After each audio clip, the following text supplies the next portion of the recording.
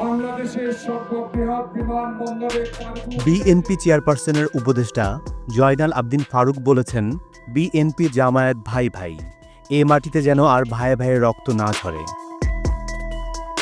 সোমবার সকালে নোয়াখালীর সোনাইমুড়ি উপজেলার নাটেশ্বর ইউনিয়নে বিএনপির ৩১ দফার লিফলেট বিতরণ অনুষ্ঠানে প্রধান অতিথির বক্তব্যে তিনি কথা বলেন। এ সময় জামায়াতকে উদ্দেশ্য করে বিএনপির এই নেতা বলেন, আপনারা ক্ষমতায় গেলে পিআর ঠিক করে নেবেন। জুলাই সনদে যখন দস্তখত করে ফেলেছেন, আসুন মিলেমিশে ইউনূস সাহেবকে সহযোগিতা করি। বিএনপিকে নিয়ে ষড়যন্ত্র চলছে উল্লেখ করে তিনি আরও বলেন, আগামী নির্বাচনে ধানের শীষ যাতে ক্ষমতায় আসতে না পারে সেজন্য গভীর ষড়যন্ত্র চলছে। ষড়যন্ত্রের আগুন দেশের সর্বত্র ছড়িয়ে পড়েছে। বিমানবন্দরে আগুন লেগেছে, হাজার হাজার কোটি টাকার সম্পদ পুড়ে গেছে, ব্যবসায়ীরা পথে বসে গেছেন।